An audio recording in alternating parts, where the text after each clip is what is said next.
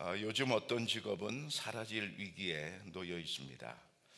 AI가 등장했기 때문이죠. 보고서 작성이나 자료를 찾는 그런 일들은 아주 빠르게 해결을 해줍니다. 직업을 보다 보니까 조선시대에 재미있는 직업들이 있었습니다. 월천꾼이라는 게 있는데, 그림 보시면 내나 여우를 지나갈 때 신발을 벗지 못하는 사람들을 대신해서 업어서 건네주고 삭슬 받는 것입니다. 당시에는 이제 여인들이 신발을 벗는 게 참 어려웠습니다. 속살을 보이는 것은 더 어려웠죠. 그래서 양말, 버선, 신발 이런 게 벗는 게 어려운 시절이었기 때문에 내를 건너가도 그냥 이게 방법이 별로 없었습니다. 그래서 저렇게 월천꾼에게 맡겨서 내를 건너고는 했습니다. 그런가 하면 매를 대신 맞아주고 돈을 받는 매품팔이도 있었습니다. 처음에는 아들이 아버지의 매를 대신 맞아주다가 발전이 되어서 저렇게 매품팔이가 되었다고 하는데, 저렇게 매를 맞으면 이제 그 삭슬 받게 되는 거죠. 이런 이야기가 있습니다. 한 매품팔이가 더운 여름날 매품을 하루에 2채나 팔았습니다. 기진맥진해서 집으로 돌아왔는데 아내가 이렇게 말하는 겁니다. 또 백대품을 미리 받아놨으니 한 번 더 맞아달라고 부탁을 하는 겁니다. 남편은 눈살을 찌푸리면서 나 오늘 정말 죽을 뻔했단 말이야. 3번은 도저히 못하겠네 라고 대답을 합니다. 그러자 아내는 받은 돈이 아까워서 남편에게 하는 말이, 여보, 당신이 조금만 참으면 우리 모두 배불리 먹을 수 있는데 굴러온 돈을 그냥 버릴 수는 없지 않소. 그리고 설득을 합니다. 그리고 떡과 고기를, 술을 대접을 하고 취한 김에 내멉니다.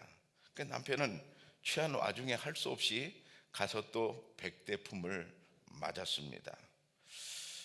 이야기가 그렇게 끝이 납니다.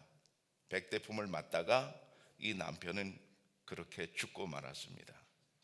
그래서 아내는 그 동네에서 미움을 받아가지고 구걸도 못하고 쫓겨났다는 그런 이야기입니다.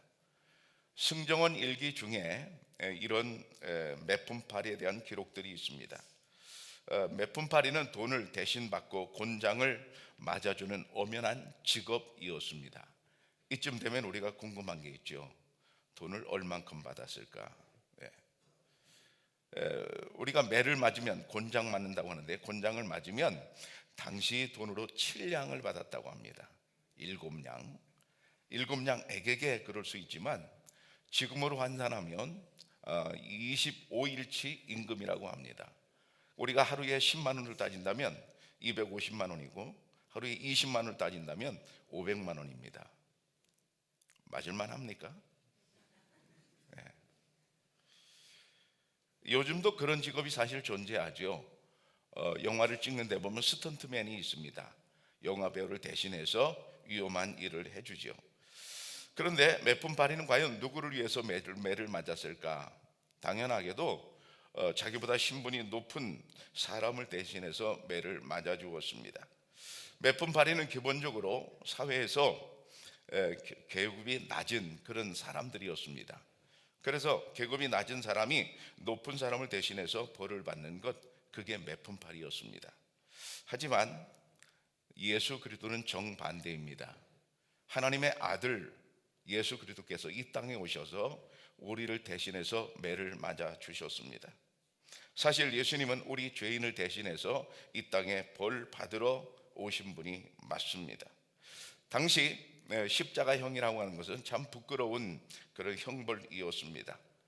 우리가 화장실에서 볼일을 보는데 갑자기 문이 열리면 참 부끄럽습니다. 그래서 몸을 움츠러들면서 아주 당황해하죠. 남에게 거짓말을 하다가 들통이 나면 우리는 참 부끄럽습니다. 얼굴이 빨개지지요. 그리고 유명 연예인들이 죄를 지어 법정에 나가게 되면 모자를 푹 눌러 쓰고 얼굴을 안 보여주려고 합니다. 그리고 얼른 기자들 앞을 빠져나갑니다. 왜 그렇습니까? 부끄럽기 때문입니다. 근데 예수님의 십자가형은 이 정도 부끄러움으로 끝나는 게 아니었습니다. 당시 이 십자가형이라고 하는 것은 아무나 받는 형벌이 아니었습니다. 극흉악범 혹은 반역자, 이런 사람들만 십자가를 지었습니다.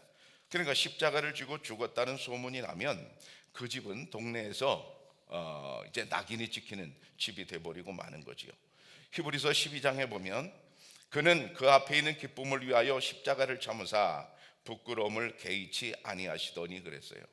그러니까 성경에도 십자가를 지는 것은 부끄러움이다 하는 것을 분명히 말씀하고 있습니다. 예수님의 십자가 사형은 부끄러움으로 끝나는 게 아니었습니다. 오늘 본문에 보면 찔림이 있었습니다. 찔림은 할랄이라고 하는데 원어의 뜻은 구멍을 뚫는 것, 이게 원어의 뜻이 구멍을 뚫는 것. 예수님은 가시면류관을 쓰셨습니다. 가시가 머리를 찔렀지요. 구멍을 뚫었지요. 예수님은 창에 옆구리를 찔리셨습니다. 구멍이 뚫렸지요. 예수님은 대못으로 손과 양발에 박히셨습니다. 결국 구멍이 뚫린 것이지요. 예수님은 이런 고난을 당하셨는데 이게 바로 찔림인데, 이런 찔림은 왜 그랬습니까? 우리의 죄 때문에 예수님이 찔리신 겁니다. 그 다음에는 또 상함이 있었습니다. 상함, 딱하라고 하는데 짓밟혀 뼈가 완전히 으스러지는 치명적인 상태를 의미합니다. 예수님의 고난은 흉악범들이 모진 고난을 받게 될 때에 몸이 으스러지도록 그렇게 고문을 받았다고 해요. 바로 그런 장면처럼 예수님은 그렇게 몸이 으스러지도록 그렇게 상하시게 된 겁니다. 또 채찍에 맞으셨다 그랬습니다. 그때 당시에 로마 시대에 채찍은 보통 39가닥으로 이루어졌다고 해요. 근데 39가닥이 물론 가죽으로 되어 있는데 그 가죽 그 자체가만 있는 게 아니고 끝에 쇠덩이 혹은 유리조각, 날카로운 쇠조각이 끝에 붙어 있었다고 해요. 그러면 이것을 때리는 순간 휘 감으면서 살점을 딱딱 떼가는 거죠. 근데 39가닥입니다. 한 번 때릴 때마다 수십 가닥이, 수십 개의 상처가 몸에 나는 겁니다. 그러니까 불과 몇 번만 예수님을 때려도 예수님의 온몸은 피가 낭자할 수밖에 없었습니다. 온몸이 이제 흉터가 되는 거죠. 예수님은 형벌을 당하시기 전에, 십자가를 지기 전에 이미 채찍을 맞으셨습니다. 마태복음 27장에 보면 예수는 채찍질하고 십자가에 못 박히게 넘겨주니라. 그러니까 예수님이 십자가에 달릴 때는 이미 온몸이 다 상처가 가득했던 것입니다. 신문 과정에서 예수님께서는 얼굴에 침뱉음을 당하셨습니다. 그리고 주먹과 손바닥으로 맞기도 하셨습니다. 마태복음 26장에 보면 이게 예수의 얼굴에 침뱉으며 주먹으로 치고 어떤 사람은 손바닥으로 때리며. 여러분, 누가 내 얼굴에 침을 뱉었다, 이게 보통 기분 나쁜 일이 아닙니다. 또 누가 내 뺨을 때렸다, 참 이게 견디기 힘든 일입니다. 누가 한번 좀 나와 보실까요? 우리가 누구한테 공개적으로 뺨을 한 대 맞았다 그러면 이 뺨 맞은 아픔보다요 이 수치스러움, 이 모욕, 이 조롱이 견딜 수가 없는 겁니다. 예수님 그걸 견디셨거든요. 예수님 또 머리도 맞으셨습니다. 마태복음 27장에 보면 갈대를 빼앗아 그의 머리를 치더라. 갈대를 빼앗아 갈대를 가지고 예수님의 머리를 친 겁니다. 조롱하며 친 거죠. 여러분, 사람이요 머리를 누가 친다는 것보다 기분 나쁜 건 없어요. 우리가 머리를 쓰다듬을 땐 너무 좋아요. 그런데 머리를 친다, 막대기로 친다, 이게 보통 기분 나쁜 게 아닙니다. 예수님 그 모욕을 다 당하신 겁니다. 당시 십자가처럼 불명예스럽고 견디기 힘든 형벌은 없었습니다. 사람이 당할 수 있는 가장 큰 치욕과 고통의 형벌입니다. 그런데 놀라운 것은 예수님은 이미 이 형벌을 받을 것을 사전에 알고 계셨다는 사실입니다. 마태복음 20장에 보면 이방인들에게 넘겨주어 그를 조롱하며 채찍질하며 십자가에 못 박게 할 것이나 제3일에 살아나리라. 이렇게 고통받을 것을 예수님 미리 알고 계셨다는 게 놀라운 겁니다. 여러분, 우리가 어떤 고통을 받을 것을 미리 내가 알고 있다, 그게 괴로움입니다. 그게 괴로움이에요. 저는 초등학교 다닐 때 숙제 검사하는 게 참 싫었습니다. 숙제를 안 하간 날이죠. 근데 숙제를 해간 날은 싫을 것도 없잖아요. 근데 숙제 검사하는 날보다 더 싫은 날이 있었어요. 예방주사 맞는 날입니다. 국민학교를 졸업하신 분들은 이제 다 느낌이 오지요. 근데 왜 그랬는지 모르겠는데 그때 당시에 우리 담임 선생님은 내일 예방주사 맞는 날이야 그러고 가르쳐주고 집에 보냈어요. 안 가르쳐주는 게 좋을걸. 듣는 순간 얼마나 내일이 그냥 겁이 나는지. 우리 어릴 때는 이 바늘이 주사가 굉장히 커 보였어요. 그리고 무시무시한 겁니다. 하얀 가운을 입은 의사와 간호사들이 들어오면 이미 하얗게 질려 있는 겁니다. 근데 5분 전에 안 것도 아니고 하루 전에 알게 되었어요. 야, 이거 보통 다음날 학교 가기 싫어집니다. 미리 알고 있다는 게 고통이거든요. 차라리 빨리 맞고 나면 그만인데 미리 알고 있다는 게 고통이거든요. 근데 예수님은 그 모든 십자가 고문을, 십자가 사형을 당할 것을 미리 알고 계셨습니다. 부활 후에도 예수님은 두 손과 옆구리에 고난의 흔적을 그냥 가지고 계셨습니다. 요한복음 20장에 보면 다른 제자들이 그에게 이르되 우리가 주를 보았노라 하니 도마가 이르되 내가 그의 손에 못자국을 보며 내 손가락을 그 못자국에 넣으며 내 손을 옆구리에 넣어보지 않고는 믿지 아니하겠노라. 다른 제자들은 부활하신 예수님을 만나서 다 믿게 되었어요. 근데 한 사람 딱 도마만 나는 못 믿겠다. 당연하죠. 사람이 죽었다가 살아난다는데 믿으려고 하는 사람이, 믿을 사람이 누가 있겠어요? 도마도 못 믿겠다는 거죠. 이건 아주 솔직한 말입니다. 못 믿겠다고 말하는데 어느 틈에 예수님이 그 자리에 나타나셨어요. 그리고 이렇게 말씀하십니다.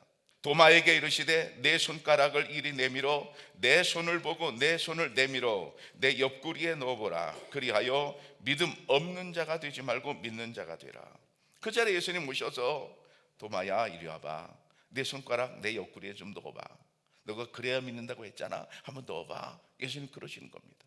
이 장면을 보면 예수님께서 옆구리에 그리고 손가발에 상처를 그냥 가지고 계셨음을 알 수 있습니다. 예수님은 고난을 받기 전에 아셨을 뿐만 아니라 고난을 받고 난 다음에도 그 고난의 흔적을 그냥 갖고 계셨습니다. 근데 예수님의 육체적인 고난은 그것으로, 육체적인 고난으로 예수님의 고난이 끝난 게 아니라 정신적이고 영적인 고난까지 겹쳐졌습니다. 마태복음 27장에 보면 제9시쯤에 예수께서 크게 소리질러 이르시되 엘리 엘리 라마 사박다니 하시니 이는 곧 나의 하나님 나의 하나님 어찌하여 나를 버리셨나이까 하는 뜻이라 그랬어요. 예수님이 십자가를 지고 죽음을 당하기 직전에 하신 말씀입니다. 나의 하나님 어찌하여 나를 버리십니까? 여러분, 이 십자가형의 가장 고통스러운 장면이 바로 이 순간입니다. 매를 맞는 것도 고통스럽고 머리를 이제 갈대로 맞는 것도 고통스럽지만 정말로 예수님이 고통스러운 순간은 바로 이 순간입니다. 나의 하나님 어찌하여 나를 보십니까? 하나님이 얼굴을 돌리셨다는 얘기예요. 하나님이 관계를 당시에 끊으셨다는 거예요. 관계가 끊어졌다는 거예요. 여러분, 인격적인 관계 속에서는 관계가 끊어진 것보다 더 괴로운 것은 없습니다. 우리가 부부가 살 때도 말이죠, 부부가 관계가 좋을 때는 그 가정이 행복해요. 근데 부부가 관계가 안 좋아요. 그러면 부부가 관계가 안 좋으면 그거보다 고통스러운 게 없어요. 관계가 단절되는 것은 인간에게 참으로 큰 고통인데 인간이 경험할 수 있는 고통 중에 가장 큰 고통, 관계의 단절의 고통을 예수님이 십자가에서 맛보셨다 이 말입니다. 예수님은 십자가에서 수많은 사람들에게 조롱도 멸시도 받으시고 동시에 하나님과의 관계도 끊어져 버렸습니다. 전인격적이며 총체적인 고난을 당하신 겁니다. 죄와 사망에 빠진 인간들을 건지기 위해 예수님께서는 죄 없으신 분이 철저하게 십자가에서 버림받으셨습니다. 이때의 고통은 우리가 감히 상상할 수도 없는 것입니다. 그러면 예수님께서 왜 그렇게 대단한 고통을 당하셔야만 했습니까? 예수님께서 십자가형을 당하신 이유는 딱 한 가지입니다. 우리의 죄악 때문입니다. 우리의 죄악 때문에 예수님이 십자가를 지셨다 이렇게 말씀드리면 어떤 분은 그럴 수도 있어요. 목사님, 내가 뭐 그렇게 큰 죄를 졌다고요? 내가 뭐 그렇게 큰 죄를 졌다고 나 때문에 예수님이 십자가를 지신단 말입니까? 이렇게 반문할 수 있어요. 아침에 일어나서 커튼을 딱 제끼면 햇빛이 비춰옵니다. 그러면 집안에 먼지가 그냥 다 보여요. 커튼을 걷기 전에는, 껌껌할 때는 먼지가 하나도 없는 것 같았어요. 깨끗했어요. 그런데 햇빛이 딱 들어오고 보니까 먼지가 막 떠다닙니다. 바닥에도 먼지가 많습니다. 전혀 안 보이던 것이 밝은 빛이 들어오니까 보이거든요. 우리가 죄 없다고 생각하는 것은 사람들과 비교하기 때문입니다. 저 사람과 비교할 때 나는 별로 죄가 없는 것 같아. 저 사람과 비교할 때 나는 그래도 성실하게 산 것 같아. 사람들과 비교하기 때문에 내가 별로 죄가 없는 것처럼 느껴집니다. 근데 사람들과 비교하지 말고 거룩하신 하나님 앞에 나를 한번 세워놓아 보십시오. 그러면 나의 죄가 하도 많아서 견딜 수가 없을 것입니다. 우리는 순간순간 얼마나 더러운 생각들을 많이 하고 삽니까? 우리는 순간순간 욕심이 얼마나 많습니까? 우리는 순간순간 사람들을 얼마나 미워하고 삽니까? 우리 속에 더러운 죄악이 얼마나 많은지 이루 말할 수 없는데 그것이 드러나지 않아도 모를 뿐이죠. 근데 거룩하신 하나님 앞에 나를 딱 세워놓고 보면 나는 죄악 덩어리입니다. 그런 나를 위해서 예수님께서는 십자가를 지실 수밖에 없었습니다.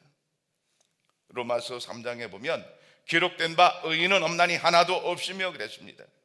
이 세상에 의인은 하나도 없다는 말은 다 죄인이라는 말이죠. 누구나 다 죄인인 겁니다. 죄 아닌 사람이 없는 것입니다.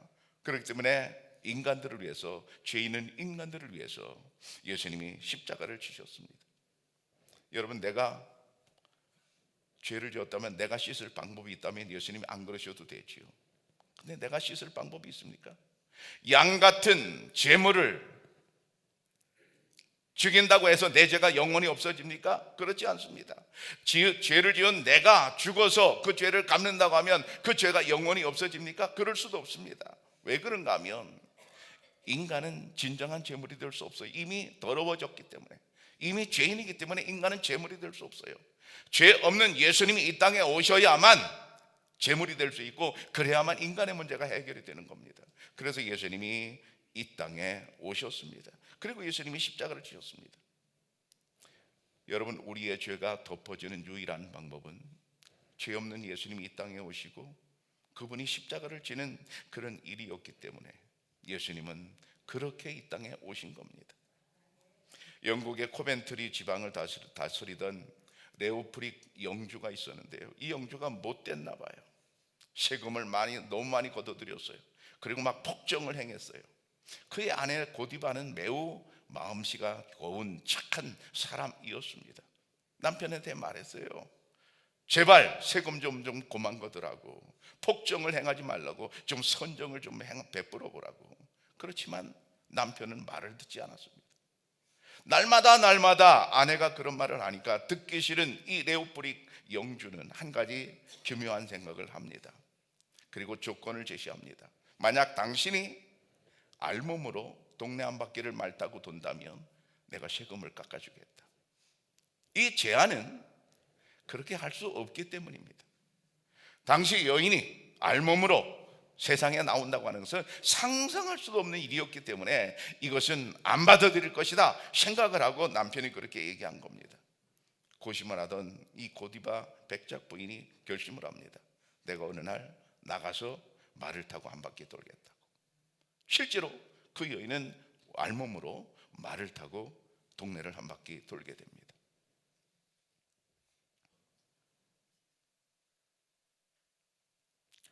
주인공 고디바 백작 부인의 몸을 보십시오. 20살도 되기 전입니다. 그렇기 때문에 저런 모습이죠. 결국 이 여인은 말을 타고 동네를 한 바퀴 돌 때 이 동네 사람들이 커튼을 열고 내다보지 않을 뿐만 아니라 외출을 삼가했다고 그래요. 모두가 여인의 품위를 지켜주려고 보지 않았다고 해요. 고디바 백작 부인이 그 수치를 결심한 이유가 있었습니다. 무엇입니까? 세금을 깎아주려는 것이었습니다. 예수님께서 십자가를 지고 수치와 조롱을 당하시고 죽음을 당하신 데는 분명한 이유가 있었습니다. 무엇입니까? 우리의 죄악을 해결하시려고 하신 겁니다. 예수님은 십자가를 지기 전부터 제자들에게 이 사실을 미리 알린 바가 있습니다. 마태복음 17장에 보면 죽임을 당하고 제3일에 살아나리라 하시니 제자들이 매우 근심하더라. 예수님은 십자가를 지기 전에 이미 당신이 내가 십자가를 질 것이다, 그렇게 죽음을 당할 것이다 제자들에게 말씀하셨다 이 말입니다. 이 말씀은 무슨 뜻입니까? 어쩌다 보니까 내가 십자가를 졌다가 아닙니다. 그 당시 정치적인 상황이 이렇게 저렇게 하다 보니까 우연히 내가 십자가를 졌다 이것도 아닌 것입니다. 갑자기 생각이 나서 그렇게 된 것도 아니란 말입니다. 이미 예수님은 그렇게 될 것을 알고 계셨고 이것이 하나님의 뜻임을 알고 계셨다 이 말입니다. 구약 성경에도 이미 예수님의 십자가 죽음은 예언되어 있고 예수님 자신도 이렇게 알았을 뿐만 아니라 이 위대한 비밀을 알고 있던 또 한 사람이 있었습니다. 바로 세례 요한이죠. 요한복음 1장에 보면 이튿날 요한이 예수께서 자기에게 나오심을 보고 이르되 보라 세상 죄를 지고 가는 하나님의 어린 양이로다. 세례 요한은 이미 예수님보다 먼저 태어나서 그 지역의 스승이 되어 있었습니다. 많은 제자들이 따라왔습니다. 제자들에게 설교를 하고 제자들에게 세례를 주고 있을 때에 예수님이 저 멀리 보였습니다. 그러자 세례 요한이 제자들에게 하는 말입니다. 제자들아 잘 봐라, 저분이 바로 세상 죄를 지고 가는 하나님의 어린 양이다. 세상 죄를 지고 가는 하나님의 어린 양이라는 것은 무엇을 의미합니까? 나중에 십자가를 지고 죽음을 당할 그분이라는 뜻입니다. 그러니까 예수님께서 십자가를 지신 것은 그냥 아무렇게나 어쩌다가 이루어진 사실이 아닙니다. 분명하게도 하나님의 뜻에 따라서 이루어진 것입니다. 여기 세상 죄를 지고 가는 하나님의 어린 양이라고 할 때, 세상 죄라고 할 때 거기는 내 이름도 들어가는 것 아니겠어요? 내 죄도 주님께서 씻어주시려고 십자가를 지신 것입니다. 누가복음 15장에 보면 내가 일어나 아버지께 가서 이르기를 아버지 내가 하늘과 아버지께 죄를 지었사오니, 탕자의 말 중에 하나거든요. 탕자가 있었습니다. 둘째 아들이지요. 아버지의 재산을 팔아서 그곳으로 외국에 나가서 사업을 하고자 했습니다. 근데 사업이 제 맘대로 잘 되나요? 다 탕진하고 말았습니다. 거지가 되었습니다. 쥐엄나무 열매를 먹고자 해도 그것을 마음대로 먹을 수 없는 그런 배고픔 속에 굶어 죽어가고 있었습니다. 그때 생각이 났죠. 아, 우리 아버지 집에는 먹을 것이 풍부한데 나는 여기서 굶어서 이렇게 죽는구나. 그럴 때 그가 하는 말입니다. 내가 하늘과 아버지께 죄를 지었다고 말합니다. 여러분, 인간이 가장 아름답고 인간이 가장 숭고한 순간이 언제일까요? 내가 죄인임을 인정하는 순간입니다. 여기 탕자가 가장 아름다운 순간 바로 이 순간이에요. 내가 하늘과 아버지께 죄를 지었다고 깨닫는 이 순간, 이 순간보다 탕자가 아름다운 순간은 없는 것입니다. 우리도 마찬가지예요. 내가 하나님 앞에 가만히 보니까 내가 얼마나 큰 죄인인지, 내가 지은 죄가 이때까지 얼마나 많은지, 내가 죄인이라고 주님 앞에 나를 내놓는 순간, 이 순간보다 더 숭고한 순간은 없는 것입니다. 여러분, 이번 사순절에 내가 주님 앞에 죄인임을 인정하고 하나님 앞에 내놓는 숭고한 시간이 있기를 축복합니다. 예수님께서 우리 죄를 지시고 십자가를 지신 결과가 오늘 본문에 나옵니다. 그가 징계를 받음으로 우리가 평화를 누리고 그가 채찍에 맞음으로 우리가 나음을 받았도다. 예수님께서 징계를 받으심으로 말미암아 우리가 평화를 얻게 되었다고 말씀합니다. 평화 샬롬인데요, 예수님께서 우리 죄 문제를 해결해 주셨기 때문에 결국 우리에게 평화가 찾아왔습니다. 죄값을 안 치러줬다면 우리에게 평화가 없지요. 근데 예수님 믿고 우리가 평화를 얻는 것은 예수님께서 우리의 죄를 다 씻어주셨기 때문에 우리에게 평화가 오는 것이죠. 저는 성격이 좀 급한가 봐요. 교통 이렇게 운전하다가 과태료를 자주 냅니다. 이래봐도 제가 애국자입니다.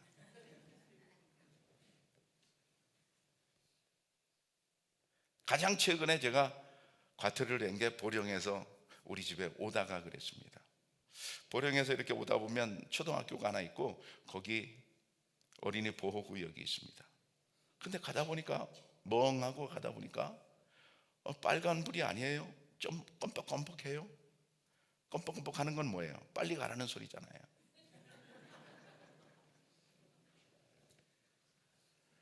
어린이 보호구역이라는 까마득해 있고 그냥 빨리 지나갔죠. 당연히 돈 내라고 왔더라고. 네. 그런데 제가 예전에 참 미련하게 살 때가 있었습니다. 범칙금이 오면, 과태료가 오면 날짜 될 때까지 그냥 책상에다 넣어뒀어요. 너무 아까워 내기가. 근데 요즘은 안 그래요. 오는 적기 내버려. 왜 그래요? 그래야 마음이 편해. 그거를 과태료를 책상 위에 놓고 어떻게 하면 안 낼 수 있을까 생각을 해보는 거죠. 근데 안 낼 도리가 있습니까? 근데 안 내는 동안에, 해결되지 않는 동안에 내 마음은 스트레스 받고 괴로운 겁니다. 예수님께서 십자가를 지고 우리의 죄값을 해결하지 않으셨다면 우리는 교회를 다녀도 마음의 평화를 모를 것입니다.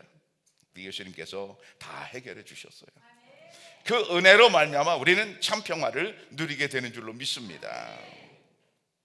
하나님과 우리의 관계가 죄 때문에 어그러졌잖아요. 관계가 불편하면 누구나 불안하고 근심스러운 겁니다. 근데 관계가 정상화되면 비로소 거기에 평화가 찾아옵니다.